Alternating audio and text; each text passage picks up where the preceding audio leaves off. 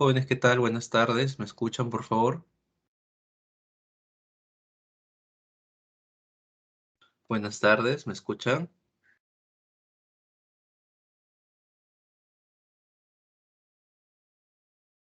Sí, profesor, buenas tardes. Buenas tardes.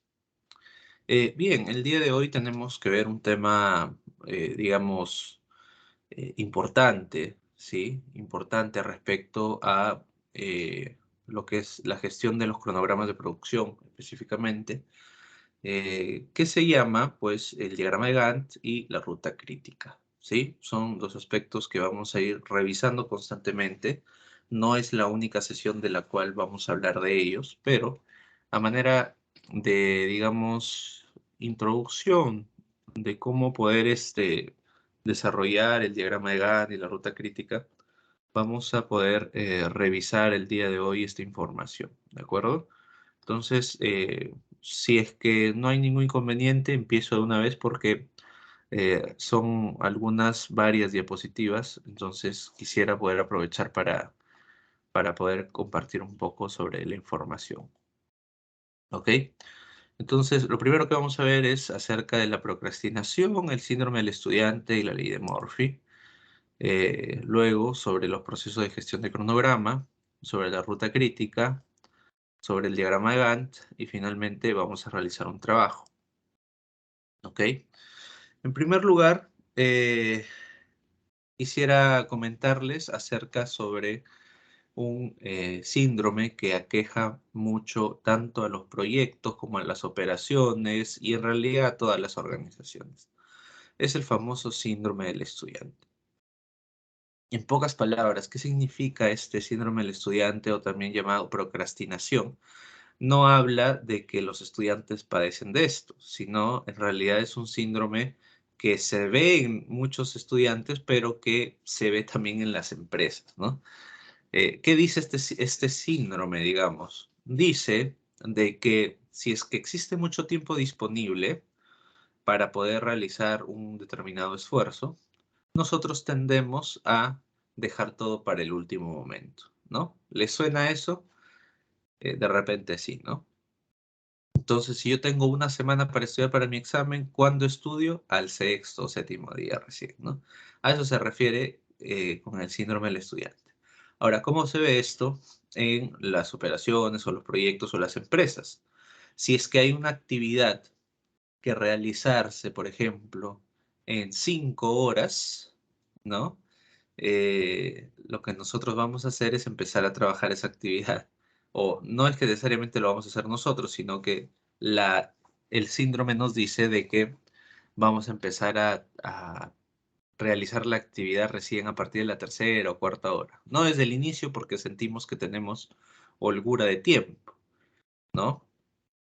Ahora, ¿qué pasaría, por ejemplo, si es que estamos hablando en términos generales de una empresa, ¿no? Que construye plantas, por ejemplo, de alimentos, ¿no? Y ya bueno, ya avanzó con la construcción y está en la fase de acabados, ¿no? Está pintando la planta de alimentos, ¿no?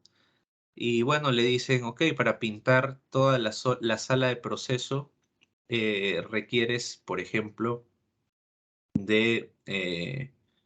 o tienes de plazo 2 días, no, o 3 días, ¿ya? Tiene de plazo 3 días. Entonces, estos recursos, estas personas que van a trabajar esa actividad, dicen lo siguiente: yo sé que si me esfuerzo, puedo acabar ese trabajo en un día, o máximo un día y medio. Y me han dado 3 días. Entonces, recién empiezo a hacer el trabajo a partir del segundo día. Pero, ¿qué pasaría con ese proceso, con esa tarea, si es que en el momento, al segundo día en que yo voy a revisar, ¿no? La pintura, me han dado una pintura que no es la que se había pedido? La pregunta es, ya no tengo más plazo para poder completar esa tarea y tengo que hacer el cambio de pintura. ¿Qué es lo que probablemente se va a tener que hacer? Es retrasar el cronograma, ¿no? Lo mismo ocurre en los procesos alimentarios, ¿no? Los famosos cuellos de botella en una organización, en una planta de producción alimentaria, muchas veces se dan porque no hay una coordinación en la estimación de las actividades. Se estiman todas las actividades en función a un valor más probable y pues los recursos, como se creen expertos o sienten que son expertos, asumen un tiempo optimista, ¿no? Y este tiempo optimista dice, yo lo puedo hacer más rápido. Y después dejan todo para el último y ahí es donde se complica la cosa. Entonces, eso es el síndrome del estudiante. Ahora, hay una ley también que se llama la ley de Parkinson, en donde dice que si me das mucho plazo, es el opuesto al síndrome del estudiante, ¿no? Si me das mucho plazo, yo puedo empezar a trabajar rápido, ¿no? Avanzo el 90% del trabajo y todavía, por ejemplo, le faltan 6 o 7 días para cumplir con el plazo. Entonces, todo ese tiempo hago como que trabajo y te entrego igual el trabajo en los 7 días, ¿no? Entonces, esto se ve mucho, por ejemplo, incluso en nosotros. Por ejemplo, si a alguien le ha pasado lo que les voy a comentar, ¿no? En su casa, su familia está haciendo limpieza, ¿ok? Y todo el mundo está ocupado, ¿no? Hay un compromiso y a ustedes los mandan a comprar las gaseosas, pues, ¿no? Y le dicen, necesitamos que estés acá máximo en 1 hora con las gaseosas. Pero ustedes saben que hay una tienda cerca y que las pueden comprar en 15 minutos. Pregunta, ¿a qué hora se aparecen por su casa? ¿Después de 15 minutos o que termine la hora? ¿Qué dicen ustedes? ¿A los 15 minutos? Pocos realmente serán los que a los 15 minutos regresan, ¿no? Por lo general, se van a ocupar toda la hora para llegar con las gaseosas. ¿Y esto a qué se debe? Esto se debe a que saben que si llegan a casa temprano, les van a dar más trabajo, ¿no? Entonces, en eso se fundamenta la ley de Parkinson en las empresas también, ¿no? Yo sé que puedo hacer una actividad, una tarea en 2 días, me dan 7, y yo lo entrego en 7, no lo entrego en 2. Porque si sé que voy a entregar en 2, entonces me van a dar más trabajo los otros 5 días. ¿De acuerdo? Eso se ve muchísimo en las organizaciones, sobre todo del sector público. Y en las empresas también se ve, aunque menos que el síndrome del estudiante, ¿no? Y luego hay una tercera ley que es la famosa ley de Murphy, ¿no? Y para poder ejemplificar a qué nos estamos refiriendo con eso, está una caricatura de la época de los 90, 80s, 90s, ¿no? Que es el Coyote y el Correcaminos, ¿no? Coyote era un personaje que siempre quería cazar al Correcaminos y el Correcaminos nunca se dejaba cazar.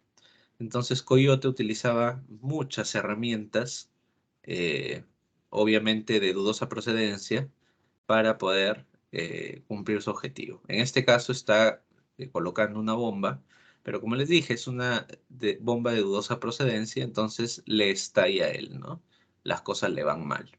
Pero cuando cree que las cosas ya no podrían ir peor, van peor. ¿Por qué? Porque la bomba hizo que se desmorone el cerro y él se cae al abismo. ¿Ok? Entonces, ¿qué nos dice la ley de Murphy? Justamente eh, lo que les acabo de mencionar, ¿no? Cuando piensas, perdón, si hay una posibilidad de que las cosas salgan mal, van a salir mal. Y cuando crean que no pueden salir peor, salen peor. Y seguramente muchos de ustedes han tenido días en donde las cosas les salen pues totalmente torcidas, ¿no? Pero esto es un tema de probabilidades y de gestión de riesgos. Eso no es porque tienes mala suerte, por si acaso, ¿ah? Eso se gestiona. El problema es que si no lo gestionas, Morphy aparece y te saca el ancho, pues, ¿no? Entonces, díganme ustedes, si es que yo en mi organización dejo que la gente procrastine, es decir, que haga los trabajos de última hora y también dejo que hagan el trabajo rápido y me entreguen el trabajo igual dentro del tiempo, haciendo como que trabajan, pero en realidad no están haciendo nada, Esas dos leyes, digamos, ya de por sí me están anticipando de que hay una probabilidad de que las cosas salgan mal, ¿de acuerdo? El tema del cambio de pintura es una. Entonces, si yo dejo que se active el síndrome del estudiante y la ley de Parkinson, automáticamente estoy dejando que la ley de Murphy fluya y aparezca en cualquier momento y obviamente te genere estragos, pues, ¿no? ¿Qué es lo que nosotros deberíamos hacer en nuestras organizaciones y en nuestra vida? No procrastinar ni tampoco hacer como que trabajamos, ¿no? Para evitar que aparezca la ley de Murphy. Eso es gestionar los riesgos. Entonces, si es que sabemos eso y no lo hacemos, pues guerra avisada no mata gente, ¿no? Ahora, ¿cómo se aplica esto en la gestión de los cronogramas de la producción? Bueno, cuando nosotros gestionamos cronogramas, por lo general, hacemos todos estos pasos, ¿sí? Esto lo he tomado de la guía del PMBOK Sexta edición, que es para proyectos, pero estos pasos también se hacen para operaciones, así que estamos bastante bien, ¿de acuerdo? Entonces, ¿qué nos dice? Para que nosotros podamos gestionar un cronograma, necesitamos primero establecer un plan de gestión, ¿no? Que nos diga paso a paso cómo es que vamos a hacer todas las otras secuencias, ¿no? Cómo es que vamos a definir las actividades, cómo es que vamos a secuenciarlas, cómo es que vamos a estimar su duración, cómo es que vamos a desarrollar el cronograma y cómo lo vamos a controlar.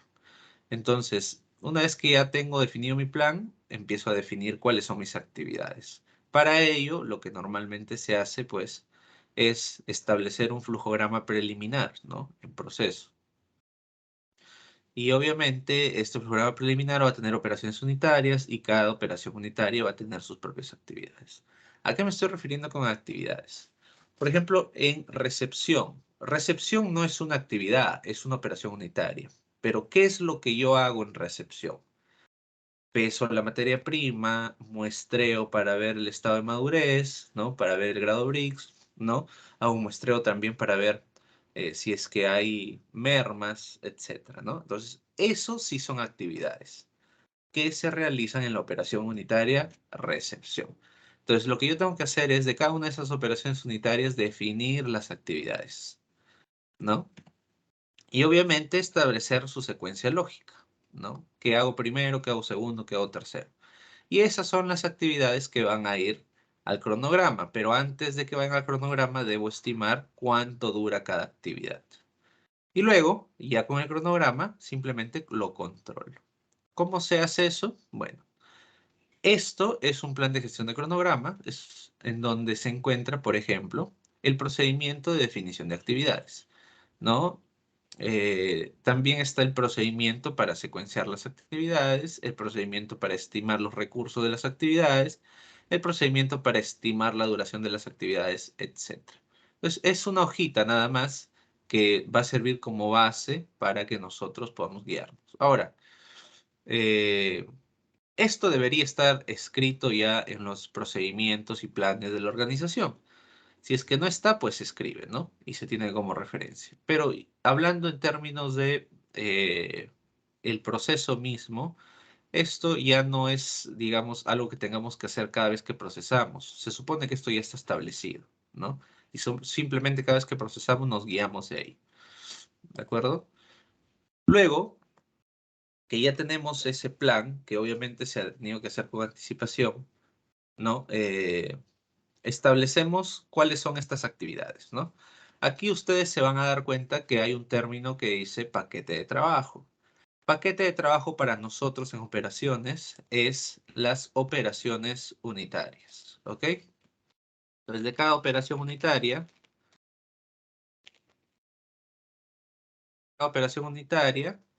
extraemos qué actividades hay, ¿no? Y bueno, decimos cuál es la descripción detallada, cuál es el criterio de éxito, quién es el responsable de ejecutar y quién va a validar, es decir, quién va a supervisar, etcétera, ¿no? Entonces, básicamente es eso, ¿no? Para nosotros, en operaciones, paquete de trabajo es operación unitaria. Creamos una especie de cuadrito de este tipo en donde vamos a digamos, dar mayor detalle de cada una de esas actividades.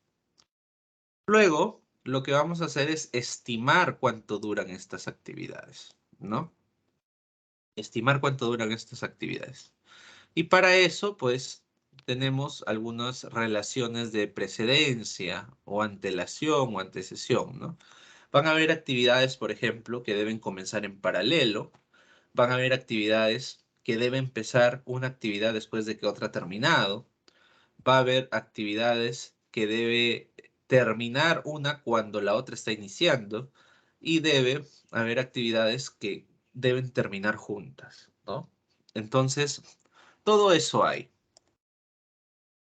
Aquí un ejemplo, ¿no? De algunas actividades. Establecemos lo que se conoce como un diagrama de red sobre estas actividades, ¿no?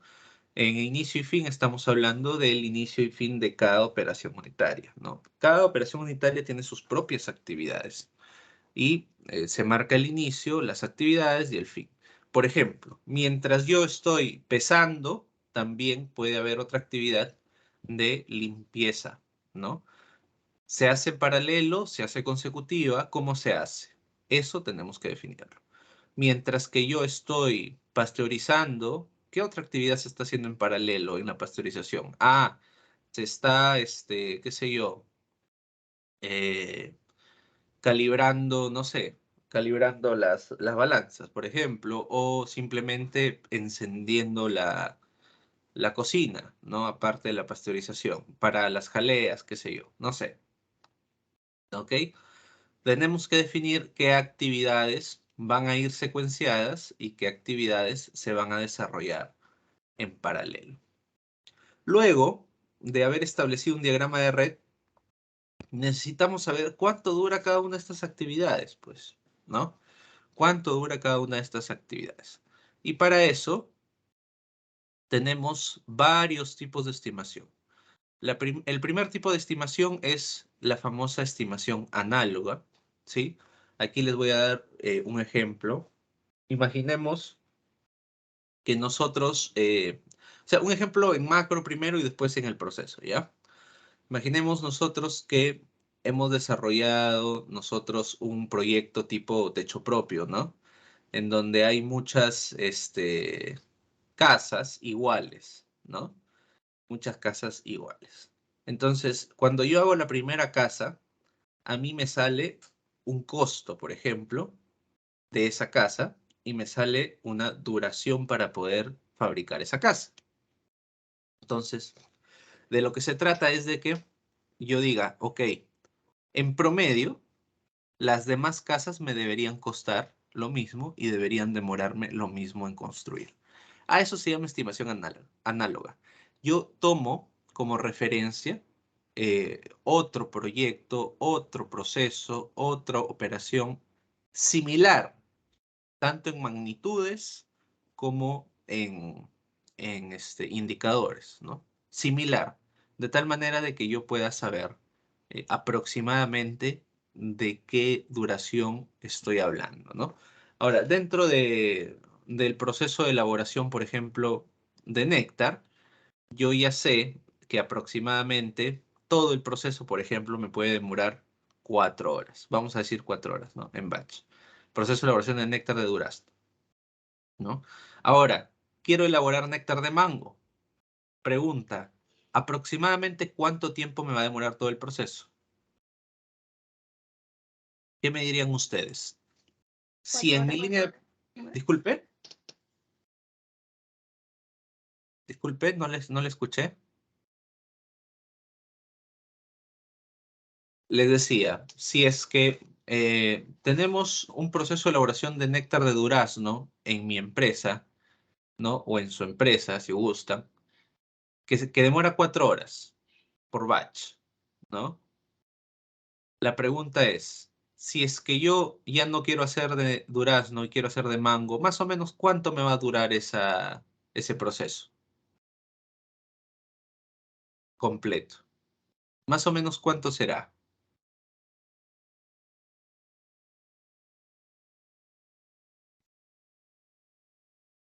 Unas 4 horas. Correcto. Entonces, lo más probable es que me dure también 4 horas, ¿no? Porque mi disposición de planta está diseñada para eso. Eso es una estimación de duración análoga, ¿no? Ahora, también tenemos algunas estimaciones que son paramétricas, pero no son muy usadas en este caso, ¿no? Eh, por ejemplo, esto se aplica cuando hablamos de los precios de metros cuadrados en las empresas, ¿no? Si yo quiero construir, por ejemplo, una planta de producción de 100 metros cuadrados en una zona en donde cuesta $1000 el metro cuadrado, ¿cuánto me costará mi planta de producción? ¿No? Entonces, lo único que tengo que hacer es multiplicar el costo del metro cuadrado por eh, el metraje que tiene mi terreno, ¿no? Y eso es lo que me va a salir supuestamente mi construcción. Entonces, esto aplica, sí, también en operaciones, pero no tanto para el proceso propiamente dicho. Lo que sí aplica bastante para nosotros es la estimación en 3 escenarios, ¿no? Vamos a asumir que, por ejemplo, tenemos el lavado y desinfección, ¿no? Obviamente el lavado y desinfección depende de varios aspectos. En primer lugar, de la cantidad de materia prima que hay, ¿no? Entonces, en promedio, nosotros podemos decir, lo más probable es que esta operación demore 1 hora por tonelada, por ejemplo, ¿no? Y por ahí puede venir el supervisor de producción o el jefe de producción y decir, no, ¿cómo va a demorar 1 hora?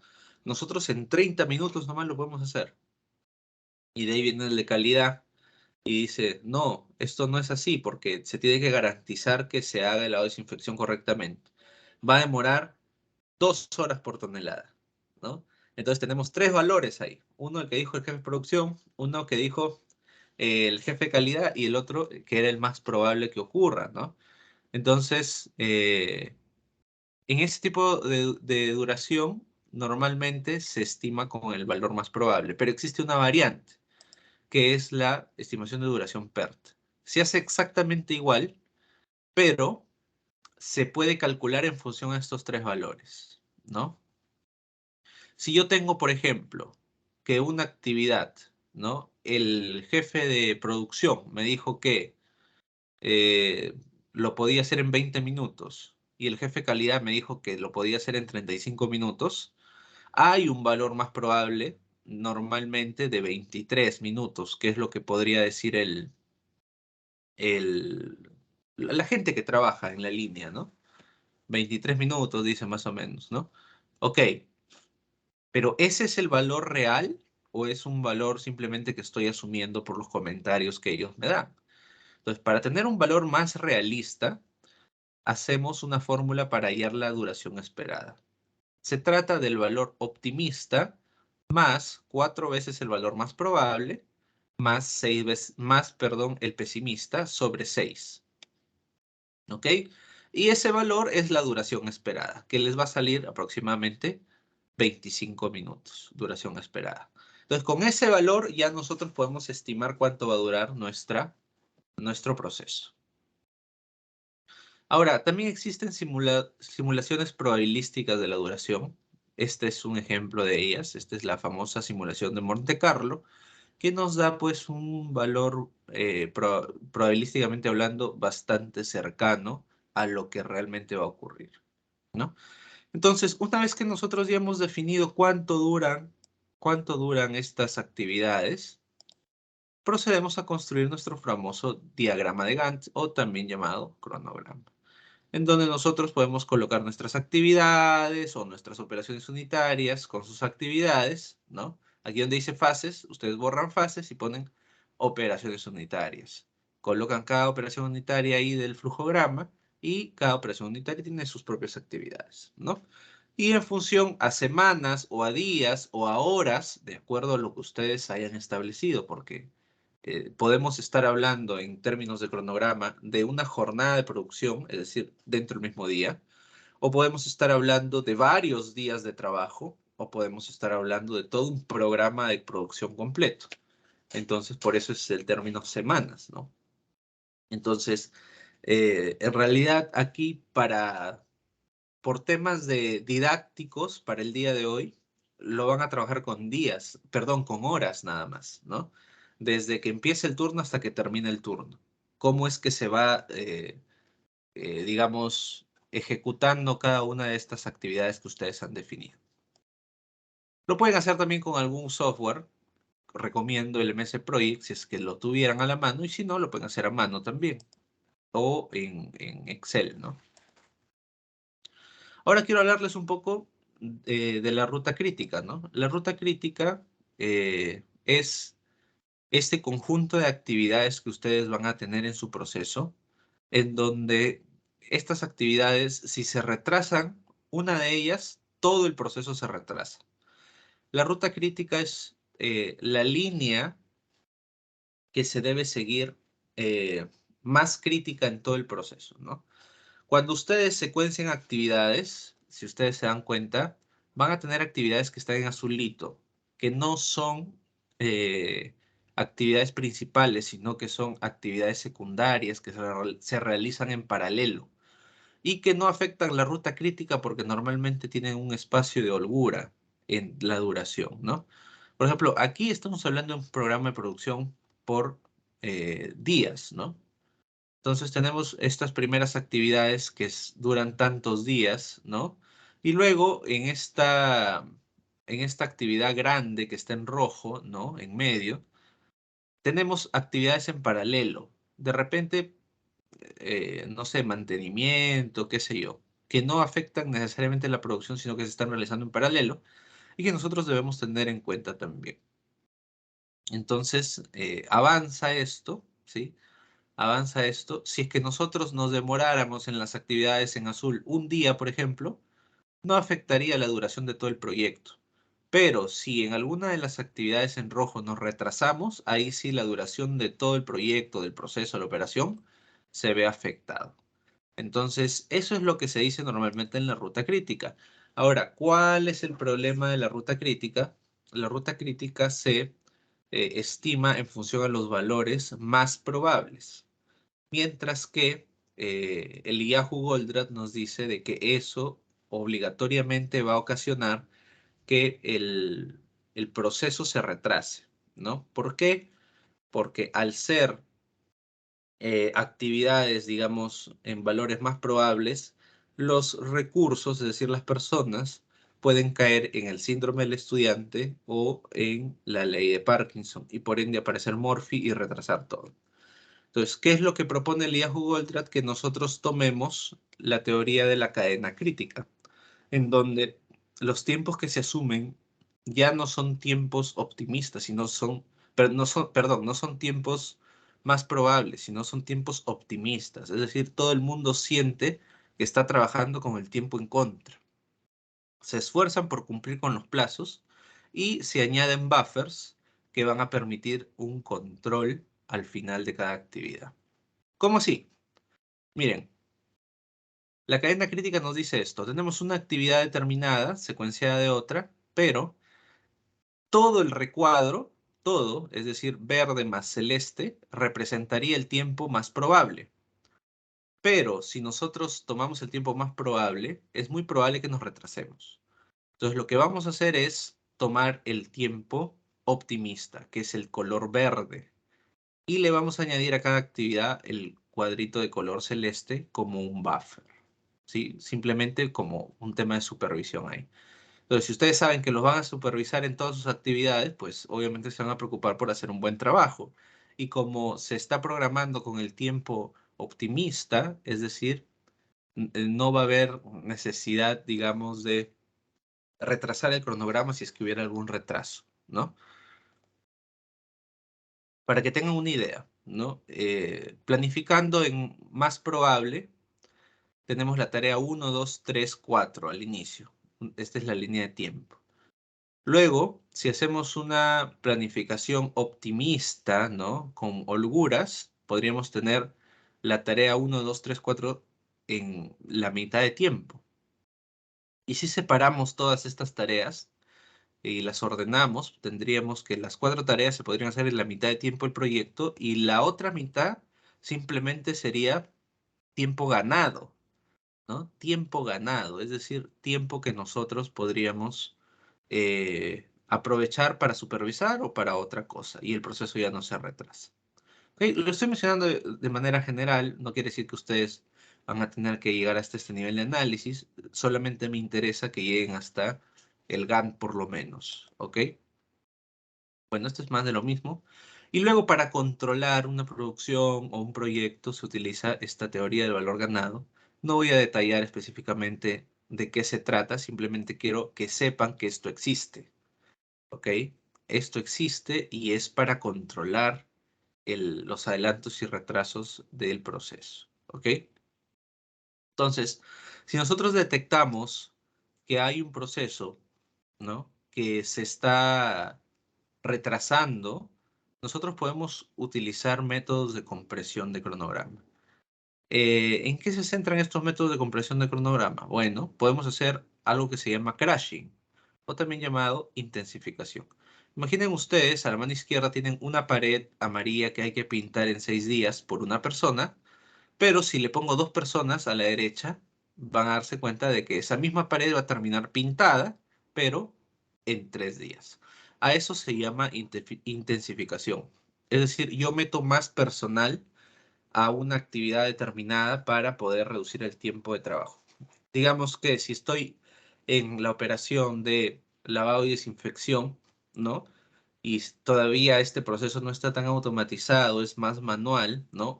En la operación de selección, todavía es manual, es una empresa pequeña, entonces yo puedo colocar más seleccionadores o más operarios para poder reducir el tiempo de trabajo en esa operación, ¿no? Y luego también está la opción del fast tracking, ¿no? Que básicamente, como les decía, en el caso del crashing o de la intensificación que les acabo de mencionar, el cronograma normal se reduce porque meto más personal a trabajar. Pero en el fast tracking no se mete más personal, sino que se trabajan actividades en paralelo, ¿no? Riesgosamente en paralelo, porque obviamente hacer actividades en paralelo requiere definitivamente mayor control, ¿no? Pero es básicamente eso lo que se puede hacer para comprimir un cronograma. Entonces, hasta ahí, por favor, ¿alguna pregunta? Estamos viendo la parte general todavía de los cronogramas, ¿ah? ¿Alguna pregunta, por favor?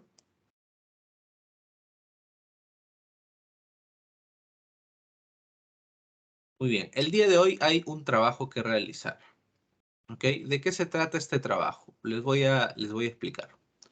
Lo primero que tienen que hacer, ¿sí?, es de manera grupal crear una empresa ficticia de productos cárnicos hidrobiológicos en la provincia de Virú. Eso ya ustedes lo han creado, ya saben a qué empresa se refiere. Entonces, lo que yo les estoy pidiendo es que en el punto número 2 definan el flujograma de su proceso. De repente alguno de ustedes ya lo tiene, entonces ya no habría que hacer el punto número 2.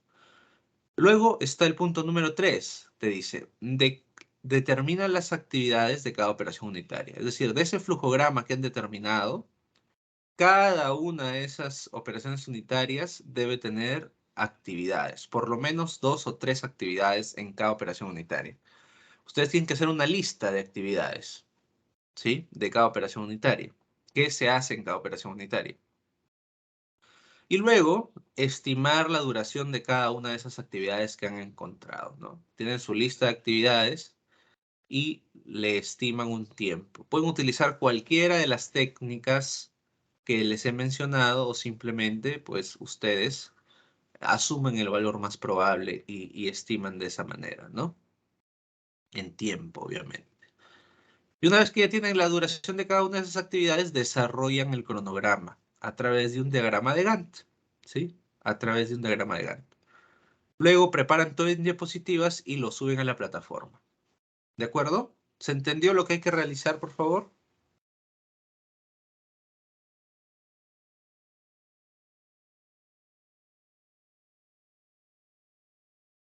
En pocas palabras, lo que yo les estoy pidiendo como entregable es algo así, ¿sí? En donde van fases, ustedes ponen operaciones unitarias. En donde dice actividades, colocan las actividades de cada operación unitaria y luego hacen su cronograma, pero no en semanas, sino en horas, ¿no? En horas. ¿De acuerdo? ¿Se entendió, por favor? Coméntenme, quiero saber. ¿Sí? Ahí colocan sí en el chat, pero solamente uno. Los demás, ¿se llegó a entender lo que hay que presentar? Esto es básicamente lo que hay que presentar, un diagrama de Gantt.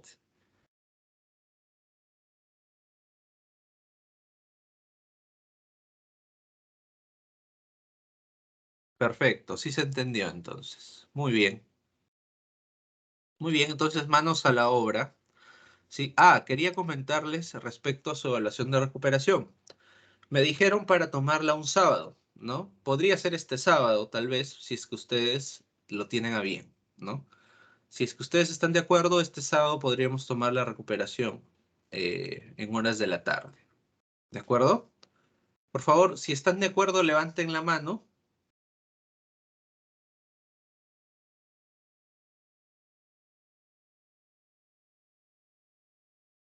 Ajá. Perfecto. Muy bien.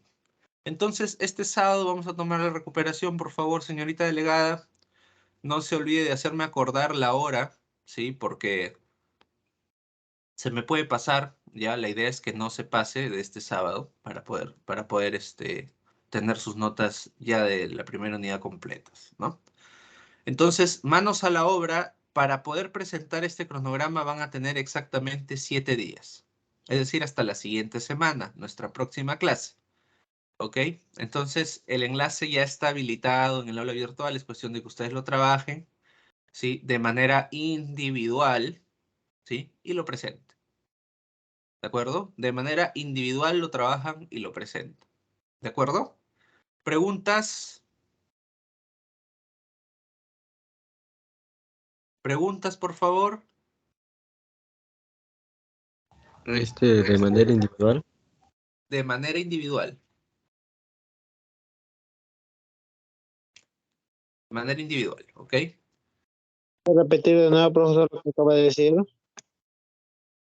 Sí, les estoy diciendo que el trabajo se presenta de manera individual hasta la siguiente semana, el día que tenemos clase, es decir, hasta el próximo martes. ¿Ok? El enlace está habilitado en la plataforma. Ya ustedes tienen ahí el enlace para que suban el trabajo. ¿Ok? Directamente ahí se sube el trabajo. ¿De acuerdo? ¿Alguna pregunta, por favor?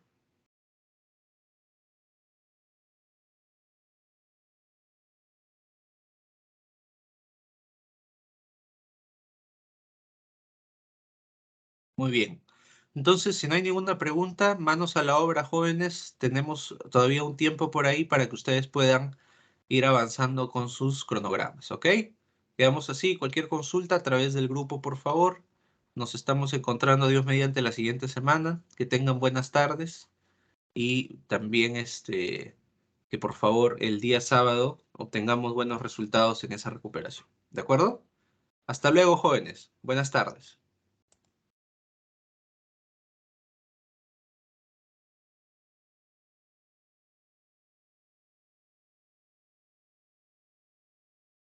Ya, profesor, nos vemos la próxima semana.